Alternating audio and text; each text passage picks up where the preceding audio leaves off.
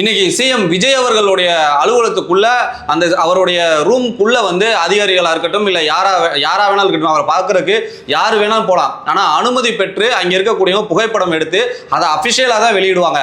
ஆனா இன்னைக்கு அங்க போயிருக்க அவர் வந்து சோசியல் மீடியால என்ன வருதுன்னா, அங்கே மாற்றுத்திறனாளிகள் வந்து சங்கத்தினுடைய பொறுப்பாளர்கள் போய் அவர் சிஎம் விஜய் அவர்களை சந்திச்சு கோரிக்கை வைக்கிறாங்க அப்படின்ட்டு அதை வந்து ஒருத்தர் வீடியோ எடுத்து போட்டதாக யாரு விஜய் தரப்புல இருந்து பதில் கொடுக்குறாங்க. ஆனா சோசியல் மீடியால பரவுறது அங்க இருக்கக்கூடிய அரசு அதிகாரிகள் பேசிக்கிட்டு இருக்கனால ஒருத்தர் வந்து வீடியோ எடுத்து போட்டாரு. இதுல எது உண்மை?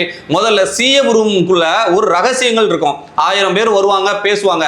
நீங்க முதல்வரா பதவி இருக்கும் போது ரகசிய பிரமாணம் வந்து எடுத்து தானே பண்ணீங்க.